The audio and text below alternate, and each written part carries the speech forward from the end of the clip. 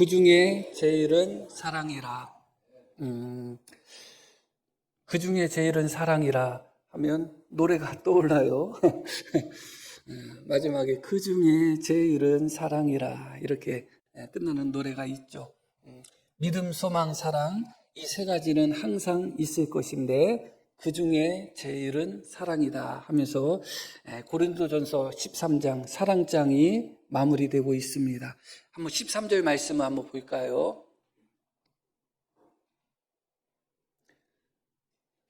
그런즉 믿음, 소망, 사랑 이 세 가지는 항상 있을 것이다. 항상 있을 것이라는 것은 우리가 천국 가서 천국 생활을 할 때에도 또 새하늘과 새 땅이 이루어져서 새하늘과 새 땅에서 우리가 살아갈 때에도 믿음, 소망, 사랑 이 세 가지는 항상 있을 것이라는 것입니다.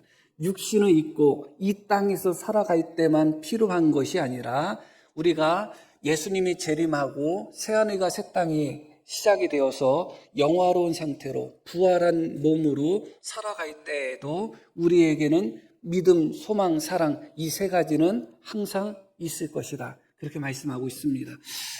사랑이 이 땅에서뿐만 아니라 하나님 나라에서도 계속 된다는 것 우리가 상상하기 어렵지 않습니다. 그러면 소망은 어떤가요? 이 땅에서 소망 너무나 귀하죠. 그런데 천국 가서도 소망이 필요할까? 조금 갸우뚱하게 돼요. 그렇다면 그 소망은 어떻게 펼쳐질까? 그런 생각을 하게 됩니다. 그럼 믿음은 어떤가? 이 땅에서 반드시 믿음이 필요하죠. 보지 못한 것에 대한 증거가 믿음이기 때문에 우리는 보지 않고도 믿는 그런 믿음을 갖고 이 땅을 살아갑니다. 그러면 얼굴과 얼굴을 대면하여 모든 것이 환히 드러나는 천국에서도 믿음이 필요할까? 그것도 약간 이상하게 느껴지죠. 그러나 성경이 우리에게 주는 교훈은 무엇이냐? 그 믿음도 그 소망도 영원할 것이다. 항상 있을 것이다. 천국에서도 믿음이 필요하다. 천국에서도 그 믿음이 어떻게 발현이 될 것이다. 소망도 마찬가지라는 것입니다. 그러나 분명한 것은 무엇이냐? 이 땅에서 우리에게 드러나는 믿음과 천국에서 드러나는 믿음은 그 양태가 다를 것이다. 소망도 마찬가지입니다. 이 땅에서 우리가 경험하는 소망과 천국에서 경험하는 소망은 다를 것이다. 이해가 그렇게 될 것입니다. 사랑은 어떤가? 이 땅에서 경험하는 사랑과 천국에서 경험하는 사랑이 동일할까? 동일할 수도 있지만 그렇지 않을 수도 있어요. 믿음과 소망이 다른 양태로 천국에서 발현되듯이 이 사랑도 이 땅에서 우리가 경험하는 사랑과 천국에서 경험하는 사랑이 똑같은 사랑이지만 다른 부분이 분명히 있을 것입니다. 우리가 지난주에 배웠듯이 사랑은 오래 참고 그렇게 말씀이 나오죠. 성내지 않고 자기의 유익을 구하지 않고 악한 것을 생각하지 않고 그런 모든 것들이 사랑의 요소라고 합니다. 자, 천국 가서 우리가 오래 참을 일이 뭐가 있어요? 사랑은 자랑하지 않고 교만하지 않고 시기하지 않고 질투하지 않는다고 했는데 천국 가서 시기하지 않고 질투하지 않고 그런 일이 뭐가 있어요? 여전히 천국에서도 우리가 오래오래 참고 인내하고 견디고 이해하고 온유하고 성내지 않고 교만하지 않고 자랑하지 않는 그런 방식으로 사랑이 발현될까요? 그렇지 않죠. 천국에서 우리가 경험하는 사랑은 다른 사랑일 것입니다. 그럼에도 불구하고 왜 이 땅에서 우리가 경험해야 되는 사랑, 우리가 이루고 성취해야 되는 사랑의 특징이 왜 오래 참고, 왜 성내지 않고, 왜 다투지 않고, 자기의 이익을 구하지 않고, 왜 시기하지 않고, 교만하지 않는 왜 이런 방향으로 이 땅에서 사랑이 나타나는가에 대해서 오늘 말씀을 배우려고 하는 것입니다. 우리가 생각하는 사랑의 모습과는 조금 다르잖아요. 그럼에도 불구하고 하나님 나라에서 온전히 경험할 사랑의 모습과 이 땅에서 우리가 이루고 성취하고 경험해야 되는 사랑의 모습의 양태가 다른 부분이 분명히 있다는 것을 기억할 필요가 있는 것입니다. 말씀드렸듯이 다시 한번 말씀드리면 천국에서 오래 참고 인내하고 모든 것을 참고 모든 것을 견디고 모든 것을 바라고 그런 사랑은 천국에서 더 이상 우리가 추구할 필요도 없고 경험할 사랑도 아닙니다. 그럼에도 불구하고 이 땅에서 우리가 경험해야 되는 사랑, 이 땅에서 추구해야 되는 사랑, 이 땅에서 우리가 붙들어야 되는 사랑은 오래 참고 온유하며 시기하지 않고 질투하지 않고 성내지 않고 자기 유익을 구하지 않고 그런 사랑을 구해야 되는 것이죠. 왜 그럴까? 왜 그런 차이가 있을까에 대해서 오늘 말씀을 통하여 우리가 살펴보려고 하는 것입니다. 8절 말씀 한번 보겠습니다. 사랑은 언제까지나 떨어지지 아니하되 예언도 패하고 방언도 그치고 지식도 패하리라. 이어지는 말씀. 우리는 부분적으로 알고 부분적으로 예언한다. 뭐라고 이야기하고 있죠? 부분적으로 알고 있고 부분적으로 예언을 한다. 그렇게 말씀이 나옵니다. 자, 12절 말씀도 보겠습니다. 우리가 지금은 거울로 보는 것 같이 심히 하나 그때는 얼굴과 얼굴을 대하여 볼 것이요. 지금 우리가 알고 있는 인식 정도는 어느 정도인가? 거울로 보는 것 같이 희미하다. 그렇게 표현하고 있습니다. 지금의 거울은 뭐 그대로 비춰주죠. 그러나 이때 당시의 거울은 동으로 만든 거울이에요. 그 금속으로 만든 거울이어서 아무리 뭐 광을 내도 제대로 얼굴이 비춰지지 않습니다. 그렇게 마치 동으로 만든 거울을 보는 것처럼 우리가 지금은 희미하게 알고 있고 희미하게 깨닫고 있다. 이것을 11절에는 이렇게 표현하고 있습니다. 내가 어렸을 때는 말하는 것이 어린아이와 같고 깨닫는 것이 어린아이와 같고 생각하는 것이 어린아이와 같다. 그렇게 이야기합니다. 어린아이 때 지금의 우리의 상태는 어린아이 상태다. 무엇에 비하면 어린아이인가? 10절 말씀 볼게요. 온전한 것이 올 때에는 부분적으로 하던 것이 패하리라. 온전하다는 것은 우리가 예수님 안에서 하나님 안에서 완전한 구원의 상태를 이루는 것을 의미합니다. 다시 말씀드리면 예수님께서 재림하시고 우리가 부활하고 새하늘과 새 땅이 이루어지는 바로 그때가 바로 온전한 때예요. 바로 그렇게 우리가 온전한 때, 우리가 이 땅에서 아무리 성숙하고 이 땅에서 아무리 성장한다 할지라도 이 땅에서 온전함, 완전함을 경험할 수는 없는 것입니다. 하나님께서 우리에게 요구하시고 우리에게 기준으로 가져다 준 온전함은 그리스도의 장성한 분량까지 자라나가는 것이고 마지막 재림을 통해서 우리가 부활함으로 말미암아 완전한 상태로 올라가는 거예요. 그때를 기준으로 하면 지금의 우리의 모습은 어떤 모습이다? 11절 말씀, 어린아이와 같은 모습이다. 예외 없이 아무리 성숙한 사람이라 할지라도 아무리 나이 많은 먹은 사람이라 할지라도 예외 없이 우리가 부활함으로 말미암아 영광스럽게 될 그때를 기준으로 한다면 우리는 다 어린아이와 같다. 그래서 어린아이들의 특징은 뭐냐? 생각하는 것도 어린아이처럼 생각하고 말하는 것도 어린아이처럼 말하고 깨닫는 것도 어린아이처럼 깨닫게 된다. 우리 모두가 그렇다는 겁니다. 여기 계신 우리 모두는, 목사를 포함하여 우리 모두는 알아도 부분적으로 아는 사람들이고 무엇을 깨닫는다 할지라도 동거울로 보는 희미하게 정도밖에 깨닫지 못하는 사람들이고 심지어 그 수준 자체가 어린아이 수준이다. 자신이 아무리 성숙하고 자신이 아무리 훌륭하다 생각한다 할지라도 하나님이 우리에게 목적하신 그 기준에 비하면 우리는 아무도 예외 없이 다 어린아이 상태다. 그래서 우리는 말하는 것도 어린아이처럼 말하는 사람들이고 깨닫는 것도 어린아이처럼 깨닫고 또 생각하는 것도 어린아이와 같은 사람들이다. 그것을 먼저 인정하셔야 된다. 그 말씀인 거예요.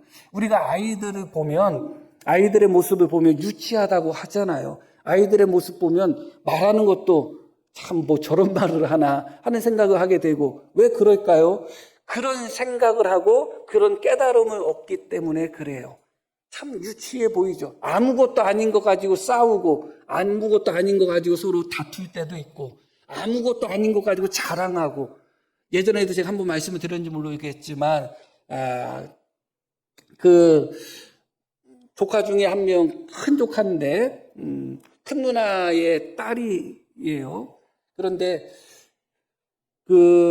뭐 친구들이 무슨 자랑을 했는지 모르겠지만 그 매형이 사고를 당해서 손가락 하나가 잘렸어요. 그걸 자랑하고 다닌 거예요, 얘가. 우리 아빠는 손가락 4개다? 우리 아빠는. 그게 그냥 다른 사람에 비해서 조금 특이하니까 이 아이는 그게 조금, 그래도 자랑처럼 보였나 봐요. 그게 어린아이죠. 어린아이들이 자랑하고 어린아이들이 이야기하는 거 보면 참 유치하죠.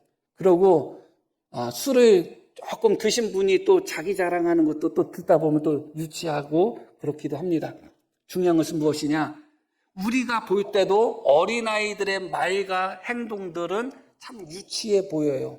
그런데 실제적으로 놓고 보면 온전한 것이 올 때, 우리가 온전히 장성하고 우리가 온전히 주님 안에서 구원을 이루고 우리가 부활의 영광에 동참할 그때를 기준으로 한다면 우리가 이 땅에 살아가는 우리 모두는 다 어린아이 수준에 불과하다. 그러면 생각해 보시길 바랍니다. 어떤 사람이 말하는데 어린아이처럼 말해요. 어떤 사람이 행동하는데 어린아이처럼 행동하고, 생각하는 것도 어린아이와 같이 생각하고, 그렇게 한다면 그 사람의 말이, 그 사람의 행동이 부드럽겠어요? 좀 거칠겠어요? 거칠 수밖에 없죠. 그런데 여기서 중요한 것은 무엇이냐? 이 말씀이 1차적으로 다는 은사와 관련이 있다는 거예요. 자, 8절 말씀 한번 볼게요. 사랑은 언제까지나 떨어지지 아니하되 예언도 패하고 방언도 그치고 지식도 패하리라. 이어지는 말씀.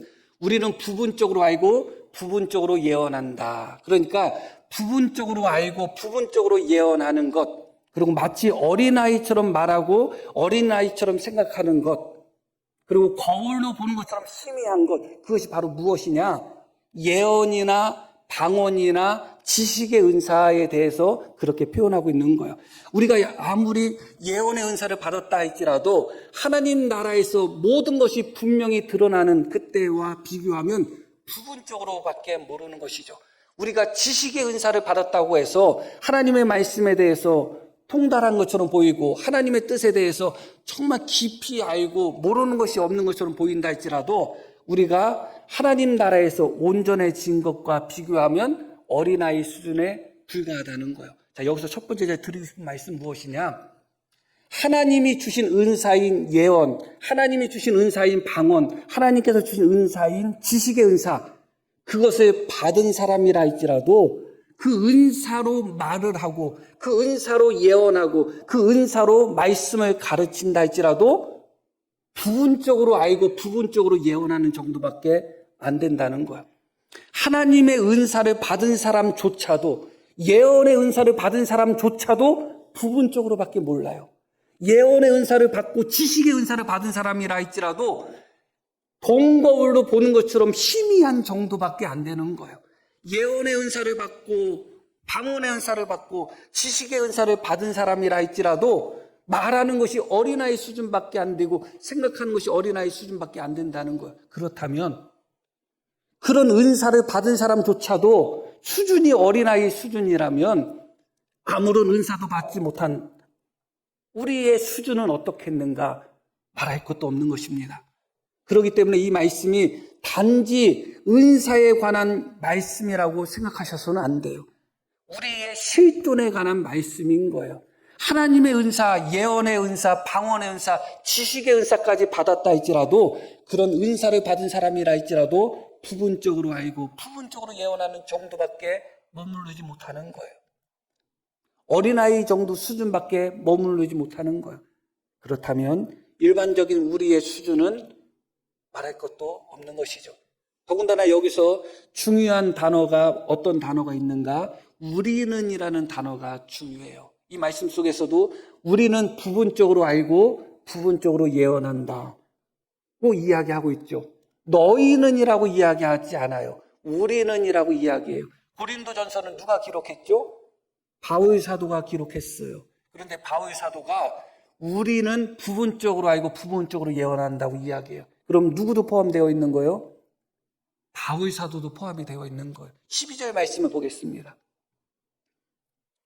우리가 지금은 거울로 본 것 같이 희미하나 그때는 얼굴과 얼굴을 대하여 볼 것이요.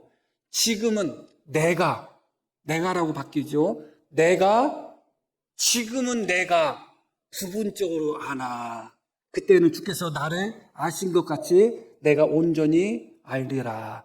사실 여기서 안다는 단어가 3번 나오는데 원어로 보면 약간 차이가 있어요. 지금은 내가 부분적으로 안다는 것은 일반적인 알을 의미하는 것이고, 주께서 나를 아신 것 같이 내가 온전히 안다, 이것은 완전한 알을 이야기하는 거예요. 그런데 일반적으로 아는 것조차도 부분적으로밖에 모른다. 누가? 내가.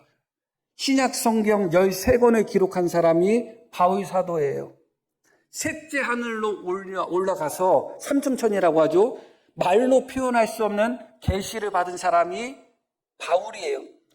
주신 계시가 지극히 커서 하나님께서 사탄의 사자를 바울에게 주었다고 고백한 사람이 바울이에요.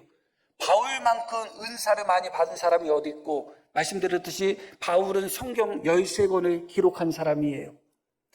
하나님이 계신 셋째 하늘에 가가지고 말로 형용할 수 없는 그런 예언의 말씀, 계시의 말씀을 직접 들은 사람이 바울이에요. 그런데 그 바울이 뭐라고 이야기하냐? 내가 부분적으로 안다, 그렇게 표현하고 있습니다. 너무 놀라운 거죠.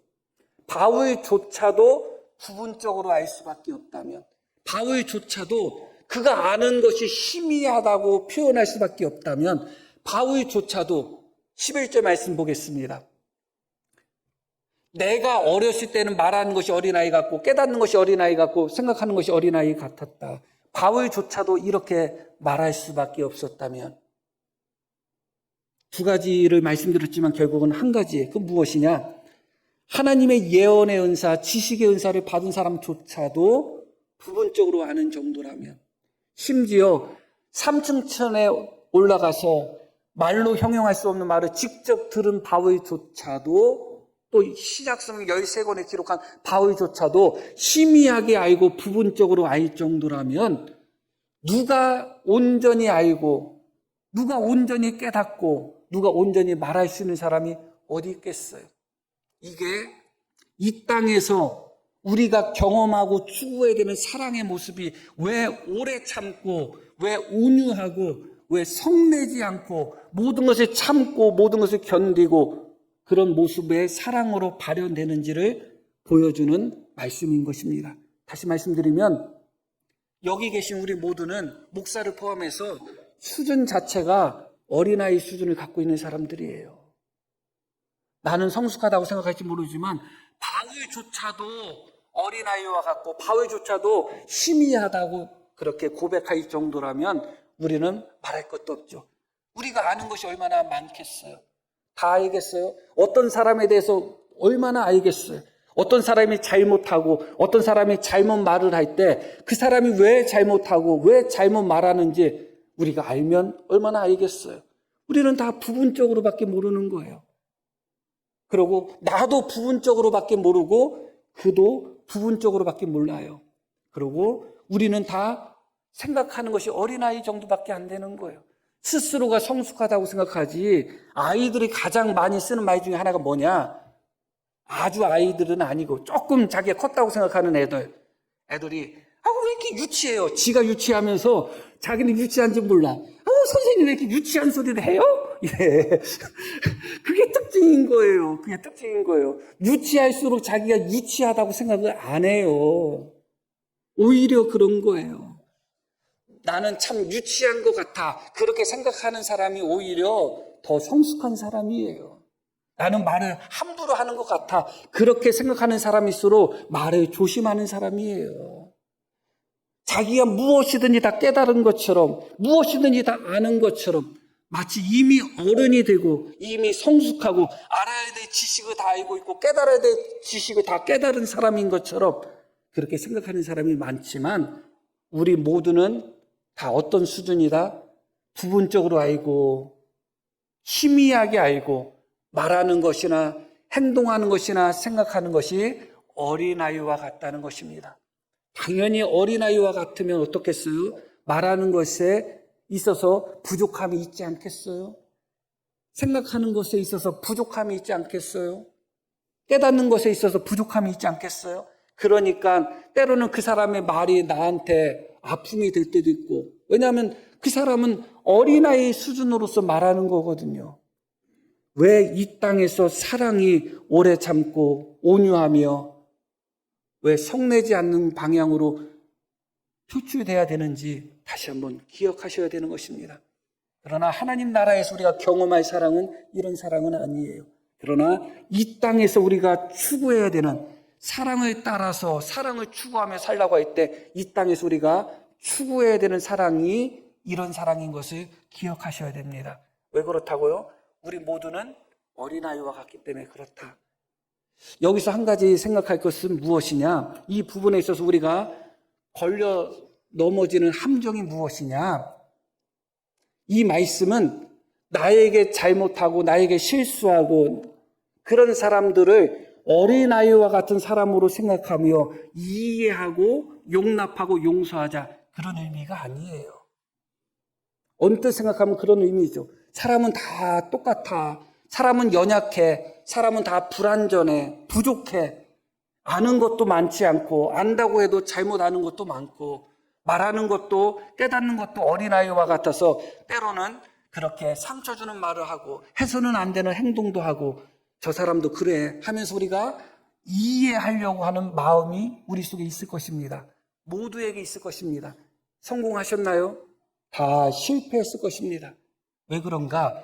그 사람은 어린아이고 어린아이기 때문에 잘못했을 거야. 불완전한 사람이기 때문에 잘못했을 거야. 그렇게 이해하는 속에는 무엇이 있느냐? 나는 그렇지 않다는 거예요.